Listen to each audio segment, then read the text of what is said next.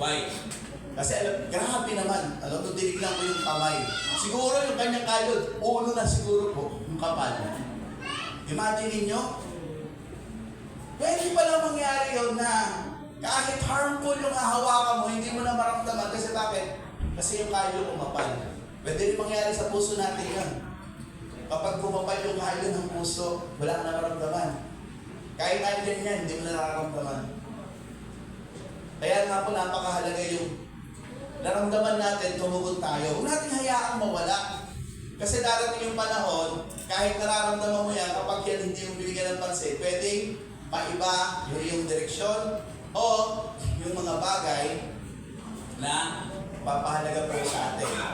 Okay, so sumunod po, business or prioritizing other. Okay, business. Okay, kabisihan. Wala naman pinagkakabisihan, pero busy. Ano po? Okay, ang buhay ay puno ng mga gawain. Kaya ang evangelism ay madalas napapabayaan dahil sa mga responsibilidad o ibang bagay na itinuturing na mas mahalaga. Minsan nauurong ang mga bahagi, ang pagbabahagi ng pananampalataya dahil sa mga abala. Saan daw po? Trabaho o pamilya. Pero conflict, ang pagpapahayag ng ebanghelyo ay maaaring magdulot ng hindi pagkakasundo at potensyon sa usapan. Okay.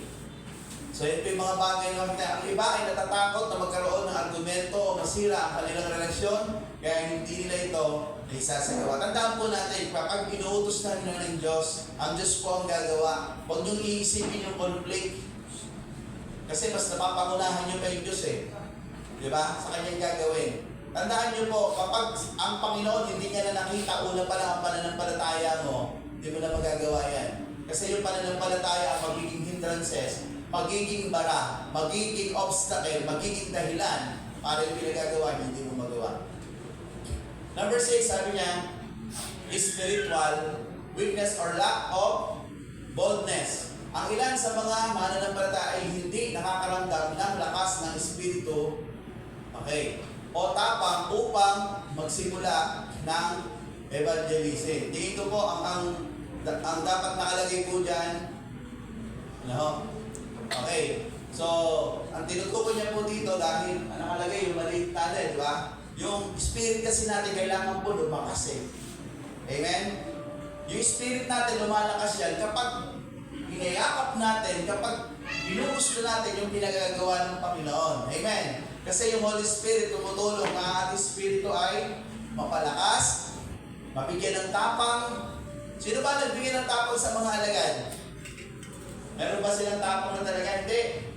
Ang tapang nila, doon sa pag-ebanghelyo, kahit kamatayan yung kanilang aabutin, tapang na galing sa banal na Espiritu. Sinangkapan sila ng katapangan para hindi sila matakot, kahit kamatayan na naghihintay, gagawin pa rin nila ang pag-ebanghelyo.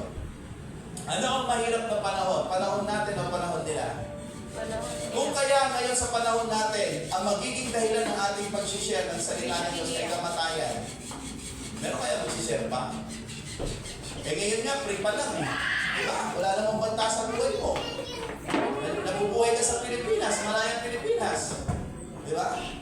Okay. So dapat samantalayin natin kasi darating yung panahon, ang pag-share natin ng gospel ay magiging dahilan ng ating buhay. Ano ho? Okay, kung maaaring maging dahilan ng ating kamatayan. Misunderstanding the call. Ang iba ay hindi naunawaan. Okay, lotot na po yata ito. Bet naman ako ah.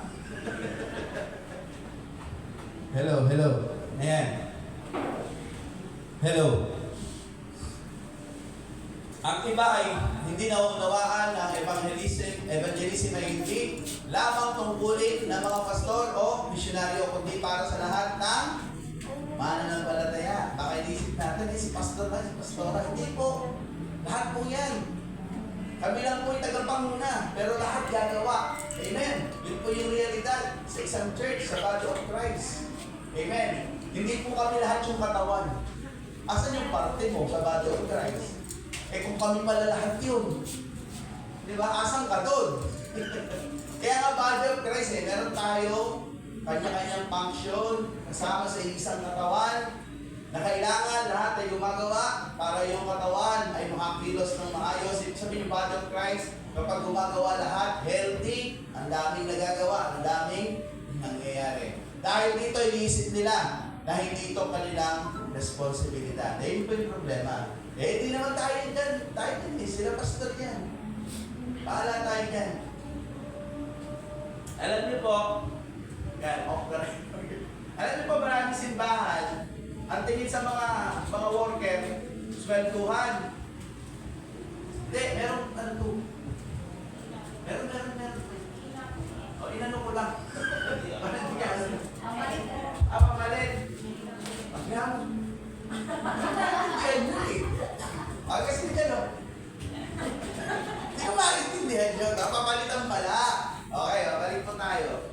Ganun yung turing nila. Basta, bigyan ka namin ng ano dyan. Basta gawin mo yung ano. Nakakalungkot po yun. Pero sila wala mainstream. Ang lalaking church, ang gagandang church, pero walang, kung tutusin yung influensya, nasa kanila na. Sources, nasa kanila. Lahat, nasa kanila. Yung tao lang ang wala. Nakaasa sa mga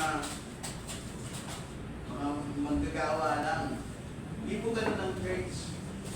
Ang body of Christ, lahat kikilos. Amen. Alam niyo yung sources, resources, si Lord po nagbibigay niyan. Gusto niyo po ba dumami resources po natin? Kasi gusto natin umunlad eh. Alam niyo kung hindi nakikita ni Lord dito, hindi tayo nag-win.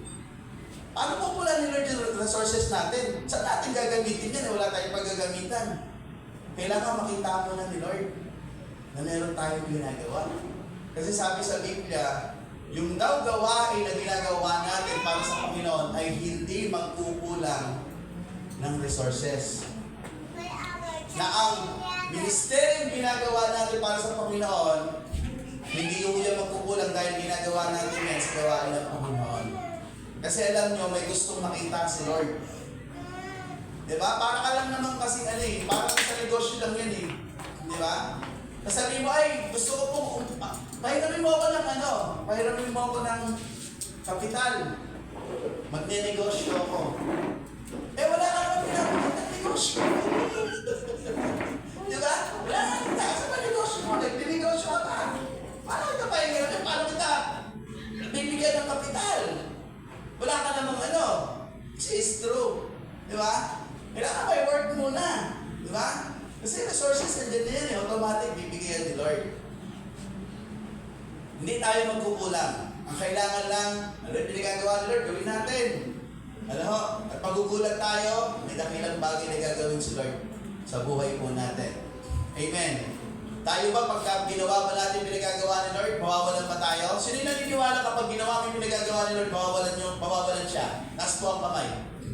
Itutuwid ko kayo, ora mismo. Diba? Kapag ginawa natin yung pinagagawa ni Lord, inunan natin, ang linaw ng pangako, Matthew 6:33. Diba?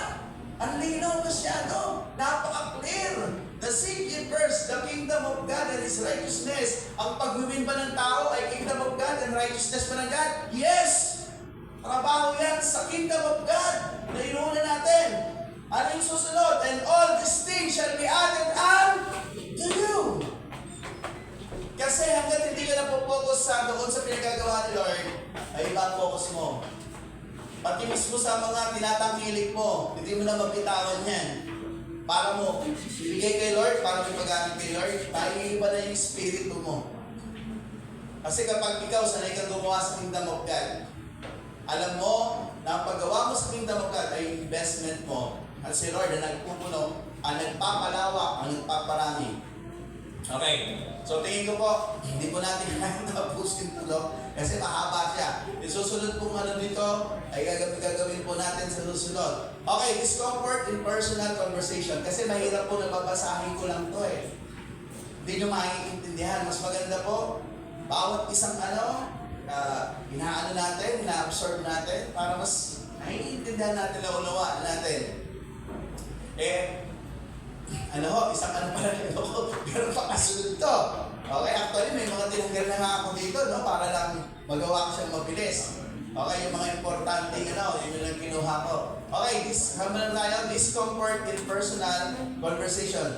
Ang evangelism ay nangangailangang malalim at personal na mag-uusap. Kaya may mga tao na hindi komportable na talakayin ng mga espiritual na bagay. Lalo na sa mga hindi kilala o may ibang pananaw. Okay, so ang evangelismo daw po ay nangangailangan ng maraming na pakikipag-usap, yung pagkaunawa at pakikipag-usap natin sa alay, paliwanag natin na mas maayos kasi yung ibang tao, iba yung pananaw po nila dyan. Past negative experiences. Kung ang isang tao ay nakaranas ng pagkabigo, rejection o mahirap na karanasan sa evangelism, maaaring matakot siya na ulitin ito. Kaya iniiwasan ang pagbabahagi ng pananampalataya, pagbabahagi ng pananampalataya sa hinaharap. Pero alam niyo po ako, sa awa ng Diyos, hindi ko po na-experience na reject po ako. Kasi naniniwala ako sa kapangyarihan ng Banal na Espiritu. Amen? Na ako, ang motivation ko sa sarili ko, which is biblical perspective, daluyan lang ako, pero si Lord ang gagawa sa kanya. Ganun po yun. Huwag kayo matakot na naman yung mga issue na meron yan. Ang importante dyan, dala-dala mo salita ng Diyos at ang Holy Spirit ay back up mo at gagawa doon sa tao. Past negative experience, huwag kayo matakot dyan. Na-reject ka, anong ma-reject ka? Sino ba tinanggahin niya? Di ba? Tumanggi siya sa, tumanggi siya sa biyaya. Ano yun? Biyaya ng kaligtasan. Hindi ikaw yung nawalan, siya yung nawalan. Di ba? Okay. So, hindi porket nireject ka, ayaw mo na. Tuloy-tuloy mo yan kasi hindi lang naman isang tao yung sasyaran mo. Bilyon-milyon po ang tao sa buong mundo, bilyon-milyon. Unbeliever. Ang mga hindi naniniwala ay hindi maaaring magbahagi ng ebanghelyo. Wala silang personal na relasyon kay Kristo. Kaya nga, sino akasahan natin mag-share ng gospel yung nasa labas? Tayo yun. Tayo mga mananampalataya. Kasi sabi niya rito, yung unbeliever, hindi naman siya ng gospel. Hindi niya naman alam na wala namang personal na ugnayan kay Kristo, relasyon sa Panginoon. Tayo yun, nagagamitin ng Panginoon. Kung hindi pa nila nararanasan ng kaligtasan at hindi pa nila naunawaan ang kahalagahan ng ebanghelyo sa kanilang buhay, mahirap para sa kanila na